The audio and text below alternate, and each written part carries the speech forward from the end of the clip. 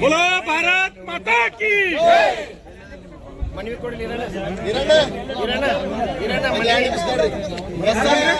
ನಡೆಯುವ ಸಂದರ್ಭದಲ್ಲಿ ಕರ್ನಾಟಕ ರಾಜ್ಯ ಸರ್ಕಾರವು ಶಾಶ್ವತ ಪ್ರಮಾಣ ಪತ್ರ ಅನಧಿಕೃತವಾಗಿ ನೀಡುವ ಕುರಿತು ಭಾರತೀಯ ಜನತಾ ಪಾರ್ಟಿ ವಿಜಯಪುರ ಜಿಲ್ಲೆಯ ವತಿಯಿಂದ ಇಂದು ಪ್ರತಿಭಟನೆ ಹಮ್ಮಿಕೊಳ್ಳಲಾಗಿದ್ದು, ಸಂದರ್ಭದಲ್ಲಿ ಜಿಲ್ಲಾಧಿಕಾರಿಗಳಿಗೆ ಮನವಿ ಸಲ್ಲಿಸ್ತಾ ಇರುವುದು ಜಿಲ್ಲಾಧ್ಯಕ್ಷರಾದ ಗುರುಪ್ಪ ಅಂಗಡಿಯವರಿಗೆ ಸ್ವಾಗತ ಕೋರ್ತೇನೆ.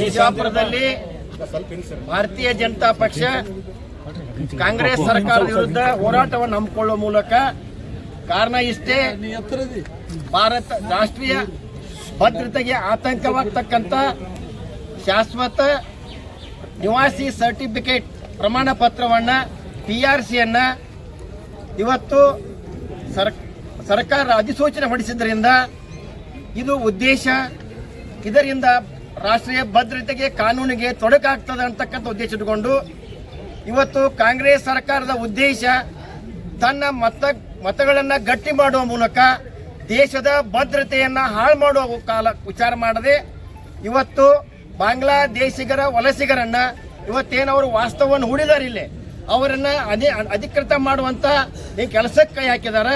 ಅದು ಅಷ್ಟೇ ಅಲ್ಲದ ಇವತ್ತು ಪಶ್ಚಿಮ ಬಂಗಾಳದಲ್ಲಿ ಕೂಡ ಅಲ್ಲಿ SIR ನಡೆದಂತ ಸಂದರ್ಭದಲ್ಲಿ ಅವರು ಅನಧಿಕೃತ ಅಂತಕ್ಕಂಥದ್ದು, ಅವರು ಬಾಂಗ್ಲಾದೇಶಕ್ಕಂತಕ್ಕಂಥದ್ದೇನು ಗುರುತಿಸಿ ಇವತ್ತು ಹೊರ ಉಳಿದಂತ ಸಾಕಷ್ಟು ಲಕ್ಷ ಜನ ಪಶ್ಚಿಮ ಬಂಗಾಳದಿಂದ ಇಲ್ಲಿ ಬಂದಿದ್ದರಿಂದ ಅವರನ್ನು ಕೂಡ ಅಧಿಕೃತ ಮಾಡಿ ಇವತ್ತು ಕಾಂಗ್ರೆಸ್ ಸರ್ಕಾರ ತನ್ನ ಮತಗಟ್ಟೆಯನ್ನು ಗಟ್ಟಿ ಮಾಡಿಕೊಳ್ಳಕ್ಕೆ ದೇಶದ ಭದ್ರತೆಯನ್ನು ಹಾಳು ಮಾಡಿ ಇವತ್ತು ಮಾಡ್ತಕ್ಕಂಥ ಈ ಕೆಲಸಕ್ಕೆ ತಾವು ವಿರೋಧ ಮಾಡ್ತಕ್ಕಂಥದ್ದು. ಇದರ ಸಲುವಾಗಿ ಕೇಂದ್ರ ಸರ್ಕಾರ ಗೃಹ ಇಲಾಖೆ ಇದಕ್ಕೆ ಮಧ್ಯಪ್ರವೇಶ ಮಾಡಬೇಕು, ರಾಜ್ಯಪಾಲರು ಮಧ್ಯಪ್ರವೇಶ ಮಾಡಬೇಕು.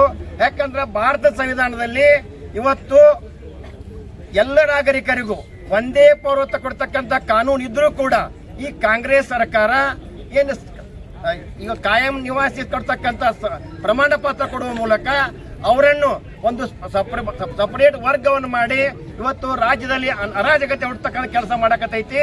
ಇನ್ನೊಂದು ಕಾರಣ ಅಂದ್ರೆ ಈ ರೀತಿ ಮಾಡೋದ್ರಿಂದ ನೀವೇನು ಈ ಅಕ್ರಮ ಬಾಂಗ್ಲಾದೇಶಕರಿಗೆ ಪಶ್ಚಿಮ ಬಂದಂಥವ್ರಿಗೆ ಏನು ನೀವು ಶಾಶ್ವತ ನಿವಾಸಿ ಸರ್ಟಿಫಿಕೇಟ್ ಕೊಟ್ರಿ ಅಂದ್ರೆ ಅವ್ರು ಇಲ್ಲೇ ಪಡಿತರ ಚೀಟಿ ಪಡ್ಕೊಳಕ್ ಅನುಕೂಲ ಆಗ್ತೈತಿ.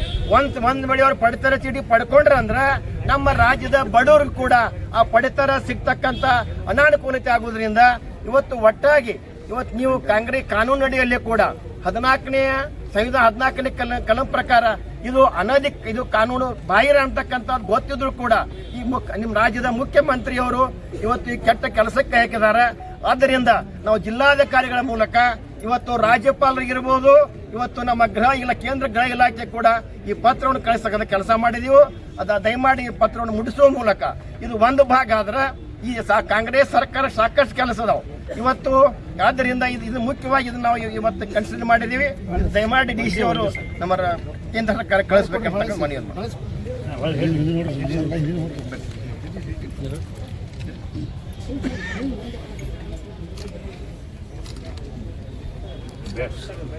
ಸರ್, ಇವತ್ತಿನ ದಿನ ರಾಜ್ಯ ಸರ್ಕಾರ PRCಯನ್ನು ಕೊಟ್ಟು ಬಾಂಗ್ಲಾದೇಶದವರಿಗೆ ಅವರಿಗೆ ಅನುಕೂಲ ಮಾಡಿಕೊಡ್ತಾ ಇದೆ ಸರ್.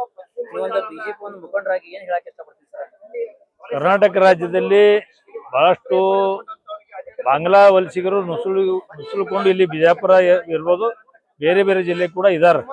ಅವರನ್ನ ಅಧಿಕೃತ ಮಾಡುವಂತ ಕೆಲಸವನ್ನ ಇಲ್ಲಿಯ ಮುನ್ಸಿಪಾಲಿಟಿ ಇರ್ಬೋದು, ಜಿಲ್ಲಾಧಿಕಾರಿ ಕಚೇರಿಯಿಂದ ಮಾಡುವಂತ ಕೆಲಸ ನಡೆದಿದೆ.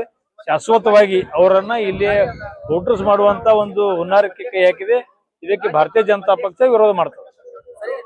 ರಾಜ್ಯ ಸರ್ಕಾರದಲ್ಲಿ ಯಾವುದೇ ತರ ಹಕ್ಕಿಲ್ಲ, ರಾಜ್ಯ ಸರ್ಕಾರ ಒಂದು ಏನೋ ಬೇರೆ ಮಾರ್ಗ ಹಿಡ್ಕೊಂಡು ಅಲ್ಲಿ ಒಂದ್ ಯಾವ್ದೋ ಕೋರ್ಟ್ ನಲ್ಲಿ ಒಂದು FIR ಕಾಪಿ ಮಾಡಿ ಒಂದ್ ಮಿಸ್ ಇದು ಹಂಗೇನೋ ಒಂದ್ ಮಾಡ್ಕೊಂಡು ಅವ್ರನ್ನ ವೋಟ್ ಬ್ಯಾಂಕ್ ಮಾಡುವಂತ ಒಂದು ಪ್ರಯತ್ನಕ್ಕೆ ಕಾಂಗ್ರೆಸ್ ಇದು ಕೈ ಹಾಕಿದೆ. ಈಗ ಏನ ನಮ್ಮ ಕೇಂದ್ರ ಸರ್ಕಾರ ಒಳ ನುಸುಳುಕೋರು ಹೊರ ತೆಗಿಬೇಕಂತ ಮಾಡಾಕ್ತಾರೆ. ಇವ್ರು ಮತ್ತೆ ಒಳ ತಗೊಳ್ತಾರಲ್ಲ. ಈ ನುಸುಳುಕೋರು ಹೊರ ಹಾಕ್ಬೇಕಂತ ಮೋದಿಯವರು ಬಹಳಷ್ಟು ಕಾನೂನುಗಳನ್ನ ಎಲ್ಲ ತಂದಿದಾರ. ಇವರು ಈಗಾಗಲೇ ಒಳಗೆ ನುಸುಳುಕೋರು ಅವ್ರು ಅಧಿಕೃತ ಮಾಡುವಂತ ಕಾರ್ಯಕ್ಕೆ ಕಾಂಗ್ರೆಸ್ ಮುಖಂಡರು ಕೈ ಹಾಕಿದ್ದಾರೆ. ಸರ್ ಇನ್ನೊಂದೇನಪ್ಪ ಅಂತಂದ್ರೆ ಸರ್ ಬಿಜಾಪುರದಾಗ SIR ಪ್ರಕ್ರಿಯೆ ನಡೆದ ಈ ಕಾಂಗ್ರೆಸ್ ಎಲ್ಲಾ ಕಡೆ ತಿರುಗಾಡ್ತಾರೆ, ಎಲ್ಲಾ ಕಡೆ ಹೋಗ್ತಾರೆ. ನಮ್ಮ ಬಿಜೆಪಿ ಎಲ್ಲಿ ಕಾಣ್ತಾ ಇಲ್ಲ. ಇಲ್ಲ, ನಮ್ಮಲ್ಲಿ ಕೂಡ ಎಲ್ಲ BLAಗಳಿಗೆ ಈಗಾಗಲೇ ಸಾಕಷ್ಟು ಅನುಭವವನ್ನು ಪಾರ್ಟಿಯಿಂದ ಕೊಟ್ಟಿದ್ದಾರೆ. ಅವರು ಕೂಡ ಪ್ರತಿಯೊಂದು ಓಣಿಗಳಲ್ಲಿ ವಾರ್ಡ್ಗಳಲ್ಲಿ ಸಂಚರಿಸಿ ಆ ಮತದಾರರಿಗೆ ನೆರವಾಗುವಂಥದ್ದು ಮತ್ತು ಆ BLAಗಳು ಸರಿಯಾಗಿ ಕೆಲಸ ಮಾಡುವ ಒಂದೇನು ನಿರ್ವಹಿಸುವಾಗೆ ನಮ್ಮ BLAಗಳು ಬಹಳಷ್ಟು ಕಾರ್ಯವನ್ನ ನಿರ್ವಹಿಸ್ತಾರೆ. ಅಣ್ಣವ್ರು ಕೇಳ ಸರ್ ಇವತ್ತು ಕಾಂಗ್ರೆಸ್ ಸರ್ಕಾರ PRC ಕೊಡಕ್ ರಾಜ್ಯದಲ್ಲಿ ಒಳ ನುಸುಳುಕೋರ ಬಂದವರಿಗೆ ಇದ್ರ ಬಗ್ಗೆ ತಾವೊಬ್ಬ ದಲಿತ ನಾಯಕನಾಗಿ ಒಂದು ಬಿಜೆಪಿಯ ದಲಿತ ನಾಯಕನಾಗಿ ಏನ್ ಹೇಳಕ್ಕೆ ಇಷ್ಟಪಡ್ತೀವಿ? ಇವತ್ತು ಕರ್ನಾಟಕ ಸರ್ಕಾರದ ಕಾಂಗ್ರೆಸ್ ಸರ್ಕಾರದಲ್ಲಿ ಏನು ಮುಖ್ಯಮಂತ್ರಿಗಳಂತ DK ಶಿವಕುಮಾರ್ ಅವರು ಕೇಂದ್ರದ ಚುನಾವಣಾ ಆಯೋಗ ಏನು ಜಾರಿಗೊಳಿಸಿದೆ SIR ಬಗ್ಗೆ, ಅಂದ್ರೆ ಪ್ರತಿ 25 ವರ್ಷಕ್ಕೊಮ್ಮೆ ಮತದಾರರ ಪರಿಷ್ಕರಣೆ ಆಗಬೇಕು ಅಂತ ಹೇಳಿ. ಹಿಂದೆ 2002ರಾಗ ಆಗಿತ್ತು, ಈಗ 2026ರಾಗ 25 ವರ್ಷ ಆದ ನಂತರ ಮತದಾರರ ಪರಿಷ್ಕರಣೆ ಆಗಬೇಕು ಅಂತ ಹೇಳಿ ಕೇಂದ್ರ ಚುನಾವಣಾ ಆಯೋಗ ಏನು ಜಾರಿಗೊಳಿಸಿದೆ ಅದರ ಪ್ರಕಾರವಾಗಿ ದೇಶದಲ್ಲಿ ಎಲ್ಲ ಕಡೆಗಳಲ್ಲಿ ಮತದಾರರ ಪರಿಷ್ಕರಣೆ ನಡೆದಿದೆ. ನಮ್ಮ ರಾಜ್ಯದಲ್ಲಿಯೂ ಕೂಡ ಮತದಾರರ ಪರಿಷ್ಕರಣೆ ಏನು ನಡೆದಿದೆಯಲ್ಲ, ಕಾಂಗ್ರೆಸ್ ಸರ್ಕಾರ ಇವತ್ತು ಏನು ಅವ್ರು ಏನು ಕೊಡ್ತಾ ಇದ್ದಾರೆ ಅಂದ್ರೆ ಶಾಶ್ವತ ನಿವಾಸ ಪ್ರಮಾಣ ಪತ್ರ ಅಂತ ಹೇಳಿ ಏನು ಕೊಡ್ತಾ ಇದ್ದಾರಲ್ಲ, ನಾನು ಕಾಂಗ್ರೆಸ್ ಸರ್ಕಾರಕ್ಕೆ ಮತ್ತೆ ಜನಸಾಮಾನ್ಯರಿಗೆ ಕೇಳಕ್ಕೆ ಬಯಸ್ತೀನಿ. ಈ ಚುನಾವಣಾ ಆಯೋಗ ಹೊರಡಿಸಿದಂತ ಒಂದು ಈ SIR ಪ್ರಕ್ರಿಯೆಯನ್ನ ಇವರಿಗೆ ಚುನಾವಣಾ ಆಯೋಗಕ್ಕೂ ವಿರೋಧ ಮಾಡ್ತಾರೆ, ಅದಕ್ಕೆ ಮಹತ್ವ ಇಲ್ಲ ಅನ್ನುವ ರೀತಿಯಲ್ಲಿ ಇವರು ನಡೆದುಕೊಳ್ತಾರೆ. ಆ ಕಾಯಂ ರಹವಾಸಿ ಪತ್ರ ಕೊಟ್ರ ಮತ್ತೆ SIR ಯಾಕೆ ಮಾಡ್ಬೇಕು? ಕಾಯಂ ರಹವಾಸಿ ಪತ್ರ ಮತ್ತೆ ಯಾರು ಮೊದಲಿದ್ದವ್ರು ಇದ್ದೇ ಉಳಿಲಿ ಅಂದಂಗ ಅರ್ಥ ಆಯ್ತದು. ಮತ್ತೆ SIR ಹಾಕ್ಬೇಕು.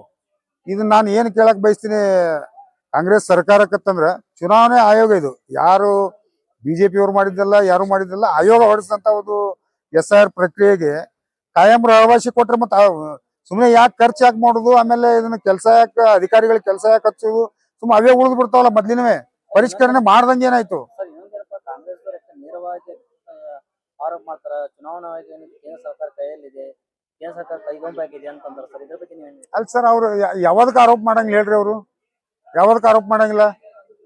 ಎಲ್ಲದಕ್ಕೂ ಅವ್ರು ಆರೋಪ ಮಾಡ್ತಾರೆ.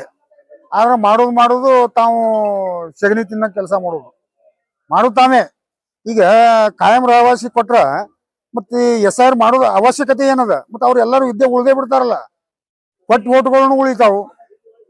ಅದಕ್ಕೆ ಇದು ಏನು ರಾಜ್ಯ ಸರ್ಕಾರಕ್ಕೆ ನಾನು ಹೇಳಕ್ ಬಯಸ್ತೀನಿ, ಏನು ಈ ಪ್ರಕ್ರಿಯೆ ನಡೆದಿದೆ SIR ಪ್ರಕ್ರಿಯೆ, ಅದು ಯಾರೂ ಇರ್ಲಿ, ಇಲ್ಲಿ ಇದ್ದಂಥವ್ರಿಗೆ ಆ ಓಟ್ ಅಂದ್ರೂ ಹೋಗಂಗಿಲ್ಲ. ಅವರು ಇಲ್ಲಿ ಇದ್ದಂತ ಮುಸಲ್ಮಾನರಿಗೂ ಕೂಡ ಇವ್ರು ಏನ ಭಯ ಹಾಕ್ತಾರಪ್ಪ ಅಂತಂದ್ರ ನಿಮ್ಮ ಓಟೆ ತೆಗಿತಾರಂತ ಭಯ ಹಾಕ್ತಾರೆ ಇವ್ರು. ಅವ್ರು ಯಾಕೆ ಓಟ್ ಹೋಗ್ತಾವ್ರಿ? ಇಲ್ಲಿ ಇದ್ದವ್ರು ಅದಾರ, ಅವ್ರ ಡಾಕ್ಯುಮೆಂಟ್ಸ್ ಕೊಟ್ರ ಇಲ್ಲೇ ಇರ್ತಾರ. ಅವ್ರ ತಂದೆ ತಾಯಿ 20, 30, 50 ವರ್ಷ ಗಟ್ಲೆ ಇಲ್ಲೇ ಇದ್ದವ್ರು ಓಟ್ ಇದ್ದೇ ಇರ್ತಾವ ಇಲ್ಲಿ. ಅವ್ರು ಹೆಂಗ್ ತೆಗಿಲಕ್ ಬರ್ತದ? ಇನ್ನು ಸುಮ್ಮನೆ ಭಯ ಹುಟ್ಟಿಸುವಂತ ಕೆಲಸ ಈ ಕಾಂಗ್ರೆಸ್ ಸರ್ಕಾರ ಮಾಡ್ತದೆ. ಈ ಕಾಂಗ್ರೆಸ್ ಸರ್ಕಾರಕ್ಕೆ ರಾಜ್ಯಪಾಲರಿಗೆ ಮತ್ತು ನಾವು ಕೇಂದ್ರದ ಗೃಹ ಸಚಿವರಿಗೆ ನಾವು ಇವತ್ತ ಈ ಭಾರತೀಯ ಜನತಾ ಪಾರ್ಟಿ ವತಿಯಿಂದ ಮನವಿಯನ್ನ ಕೊಟ್ಟಿದ್ದೀವಿ.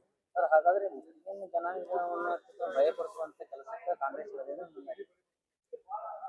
ಮುಸ್ಲಿಂ ಜನಾಂಗವನ್ನು ಭಯಪಡಿಸುವಂತ ಕೆಲಸ ಕಾಂಗ್ರೆಸ್ ಹಿಡಿದಿದೆ. ಹೌದ್ರಿ, ಅದನ್ನೇ ಮಾಡ್ಲಕತ್ತಾರ ಅವ್ರು ಏನ್ ಮಾಡ್ಲಕತ್ತಾರ ಅಂದ್ರ ಮತ್ ಇನ್ನೊಂದ್ ಏನ್ ಹೇಳ್ತಾರ, ಈ ಓಟ್ ಪರಿಷ್ಕರಣೆ ಮಾಡ್ಲಕ್ ಬಂದವ್ರು ನೀವು ಓಟನ್ನು ತೆಗಿತಾರ, ನಿಮ್ಗೆ ಗ್ಯಾರಂಟಿನೂ ಹೋಗ್ತದ, ನಿಮ್ ರೇಷನ್ ಕಾರ್ಡ್ ಹೋಗ್ತದ, ಹಿಂಗ ಹಾಕನ ಪಾಪ ಮುಸ್ಲಿಮ್ಸ್ ಸಾಮಾನ್ಯರಿಗೆ ಏನು ಗೊತ್ತಿರಂಗಿಲ್ಲ ಅವ್ರಿಗೆ.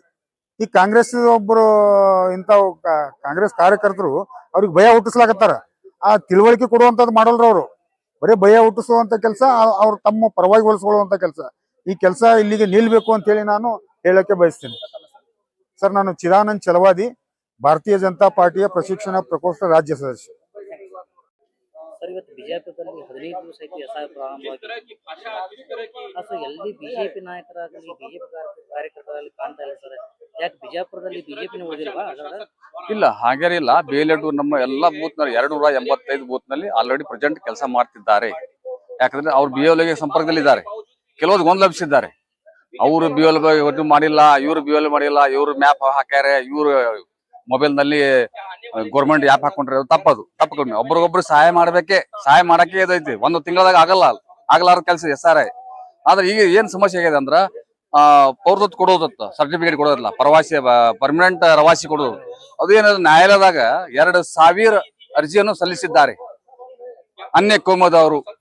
ಯಾಕೆ ಅಂದ್ರೆ 2,000 ಬಿಜಾಪುರ ಜಿಲ್ಲೆ ಡಿಸ್ಟ್ರಿಕ್ಟ್ ಕೋರ್ಟ್ ನಲ್ಲಿ 2,000 ಅರ್ಜಿಯನ್ನು ಸಲ್ಲಿಸಿದ್ದಾರೆ ನಮಗೆ ಪೌರತ್ವ ಕೊಡಬೇಕಂತ. ಎದ್ರ ಮೇಲೆ ಆಧಾರ್ ಕಾರ್ಡ್ ಮೇಲೆ. ಅದು ತಪ್ಪು ತಗೊಳ್ಳೋದು ತಪ್ಪು, ಕೊಡೋದು ತಪ್ಪು. ಇದಕ್ಕೆ ನ್ಯಾಯಾಲಯಕ್ಕೆ ನಾವು ರಿಕ್ವೆಸ್ಟ್ ಮಾಡ್ತೀವಿ. ರಾಜ್ಯ ಸರ್ಕಾರಕ್ಕೆ ರಿಕ್ವೆಸ್ಟ್ ಮಾಡಿವಿ, ಆಮೇಲೆ DC ಅವರಿಗೆ ಮನವಿ ಮಾಡಿವಿ, ಕೇಂದ್ರ ಸರ್ಕಾರಕ್ಕೂ ಇದಕ್ಕೆ ಇಲಾಖೆಗೆ ಮತ್ತೆ ಇಲೆಕ್ಷನ್ ನಿರ್ವಚನ ಆಯೋಗ ಅವ್ರಿಗೂ ಸದಾ ಮನವಿ ಮಾಡಿದ್ದೇವೆ. ಯಾಕಂದ್ರೆ ಅದು ತಪ್ಪದೆ, ಆ ದಾರಿ ತಪ್ಪಿದೆ. ಅದು ಏನ್ ತಪ್ಪಾಗಿದೆ ಗೊತ್ತೇನ್ರಿ? ಫಾರಂ ನಲ್ಲಿ ಒಂದು ಕಾಲಮ್ ಇದೆ, ತಮ್ದು ಏನೇ ಅದು ಆಧಾರ್ ಪ್ರೂಫ್ ಮಾಡಿ ಅದನ್ನು ದುರುಪಯೋಗ ಮಾಡ್ಕೊತಾರೆ ಕಾಂಗ್ರೆಸ್ ಸರ್ಕಾರದವರು.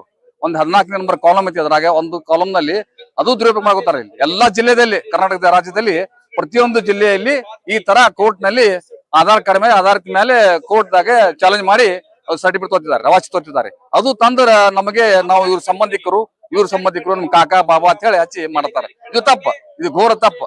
ಇದಕ್ಕೆ ನಾವು ಖಂಡಿಸ್ತೀವಿ ಬಿಜೆಪಿ ಸರ್ಕಾರ. ನಿಮ್ ಪ್ರಕಾರ ಆಧಾರ್ ಕಾರ್ಡ್ ಇದ್ರೆ ಅವ ರವಾಸಿ ಅಲ್ಲ ರವಾಸಿ ಅಲ್ಲ. ಅದ್ರ ಮೇಲೆ ಹೆಂಗ್ ರವಾಸಿ ಕೊಡ್ತೀರಿ ನೀವು? ಅಜ್ಜಿ ಮುತ್ತ ಬಂದ ಒಂದು ಇದು ಬೇಕಲ್ಲ, ಒಂದು ವಂಶಾವಳಿ ಬೇಕಲ್ಲ, ಏನು ಇಲ್ಲಾರ್ದೆ ಒಂದು ಪೌರತ್ವ ಕೊಡ್ತಿದ್ರೆ ಹೆಂಗ? ಆಧಾರ್ ವಿಳಾಸ ಪ್ರೂಫ್ ಅಲ್ಲ ಅಂತ ಇಲ್ಲ, ಸಾಬೀತುಪಡಿಸಿದೆ. ಅವ ಎಲ್ಲಿಗೆ ರವಾಸಿ ಅಂದ್ರೆ ವಲಸೆ ಎಲ್ಲಿ ಬಂದ ಗೊತ್ತಬೇಕಲ್ಲ, ಇವ್ ಕೊಡ ಒಂದು ಬೇಕಲ್ಲ. ಆಧಾರ್ ಕಾರ್ಡ್ ಮಾಡೋದು ತಪ್ಪದ. ನ್ಯಾಯಾಲಯದಲ್ಲೂ ನಾವು ಮನವಿ ಮಾಡಿದ್ವಿ ಆಲ್ರೆಡಿ DC ಅವರಿಗೆ ಮತ್ತು ಕೇಂದ್ರ ಸರ್ಕಾರಕ್ಕೆ, ರಾಜ್ಯ ಸರ್ಕಾರ ರಾಜ್ಯಪಾಲರಿಗೆ ಎಲ್ಲ ಮಾಡಿದ್ವಿ ಸರ್. ರಾಜ್ಯ ಸರ್ಕಾರಕ್ಕೂ ಮಾಡಿದ್ದೇವೆ. ನಾನು ಸರ್ ಭರತ್ ಕೋಳಿ, ST ಮತ್ತು ಜಿಲ್ಲಾ ಪ್ರಧಾನ ಕಾರ್ಯದರ್ಶಿ. ಸರ್, ರಾಜ್ಯ ಸರ್ಕಾರ ಈಗಾಗಲೇ PRC ಅನ್ನು ಕೊಟ್ಟಿರ್ತಾರೆ, ಬಾಂಗ್ಲಾ ನುಸುಳಿಕೊಂಡು ಅವರಿಗೆ ಅನುಕೂಲ ಮಾಡಿ ಕೊಡ್ಬೇಕಂತ ವಿಚಾರ ನಡೆದ ಸರ್ ರಾಜ್ಯ ಸರ್ಕಾರದಿಂದ. ಸರ್, ನೀವೊಂದು BJP ಮುಖಂಡರಾಗಿ ಏನ್ ಹೇಳಕ್ಕೆ ಇಷ್ಟಪಡ್ತೀರಿ? ಈ ದೇಶದಲ್ಲಿ ಬಹಳ ವರ್ಷಗಳಿಂದ ನೆರೆಯ ಪಶ್ಚಿಮ ಪಾಕಿಸ್ತಾನ ಇರಬಹುದು, ಬಾಂಗ್ಲಾದೇಶ ಇರಬಹುದು, ಮ್ಯಾನ್ಮಾರ್ ಇರಬಹುದು, ಆ ಎಲ್ಲ ದೇಶಗಳಿಂದ ಬೇಕಾಬಿಟ್ಟಿಯಾಗಿ ನಮ್ಮ ದೇಶದಲ್ಲಿ ಬಂದು ಇಲ್ಲೇ ನೆಲೆಸಿರ್ತಕ್ಕಂಥ ಬಹಳಷ್ಟು ಅಕ್ರಮ ವಲಸಿಗರು ಈ ದೇಶದಲ್ಲಿ ಕಾಣ್ತಕ್ಕಂಥದ್ದು ನಾವೆಲ್ಲ ನೋಡ್ತಾ ಇದ್ದೀವಿ. ಮೊನ್ನೆ ಪಶ್ಚಿಮ ಬಂಗಾಳ ಚುನಾವಣೆಯಲ್ಲಿ ಲಕ್ಷ ಜನ ತಮ್ಮ ಗಂಟು ಮೂಟೆ ಕಟ್ಕೊಂಡು ತಮ್ಮ ದೇಶಕ್ಕೆ ಹೋಗ್ತಕ್ಕಂಥದ್ದು ನಾವೆಲ್ಲ ನೋಡಿದ್ದೀವಿ. ಇಲ್ಲಿವರೆಗೆ ಕಾಂಗ್ರೆಸ್ ಸರ್ಕಾರ ಮತ್ತು ಕಾಂಗ್ರೆಸ್ನ ಮಿತ್ರ ಪಕ್ಷಗಳು ಎಲ್ಲೆಲ್ಲಿ ಸರ್ಕಾರ ಮಾಡ್ತಿದ್ದು, ಅದು ಬಾರ್ಡರ್ ನಲ್ಲಿ, ಅಲ್ಲಿ ಆಸಾಂ ಭಾಗದಲ್ಲಿ, ಇವತ್ತು ಪಶ್ಚಿಮ ಬಂಗಾಳ ಅಂತಕ್ಕಂಥದ್ದಲ್ಲಿ TMC ಆಡಳಿತಿತ್ತು.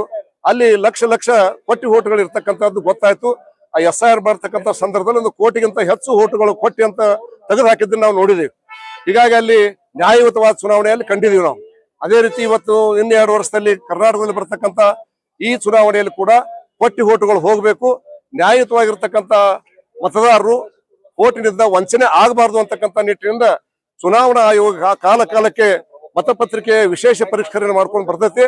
ಇವತ್ತು ಅದು ಕೂಡ ಈ ತಿಂಗಳಲ್ಲಿ ನಡೀತಕ್ಕಂಥ ಕಾರ್ಯಕ್ರಮ. ಇದರಲ್ಲಿ ಈಗಾಗಲೇ ಕಾಂಗ್ರೆಸ್ ಅವ್ರಿಗೆ ಗೊತ್ತಾಗೈತೆ. ಅದು ಇವತ್ತು ಕೊಟ್ಟಿ ಹೋಟೆಲ್ ಅದಾವ, ಅವರು ಕಾಂಗ್ರೆಸ್ ಬೆಂಬಲ ಕೊಡ್ತಕ್ಕಂಥವ ಬಹಳ ಜನ ಕೊಟ್ಟಿ ಹೋಟೆಲ್ ಅದಾವ. ಅದಕ್ಕೆ ಅವ್ರು ಹೋದು ಅಂದ್ರೆ ನಮಗೆ ಯಾರು ನಾವು MLA ಆರಿಸಿ ಬರಂಗಿಲ್ಲ ಅಂತಕ್ಕಂಥ ಭಯ ಅವ್ರಿಗೆ ಹೊಕ್ಕೈತಿ.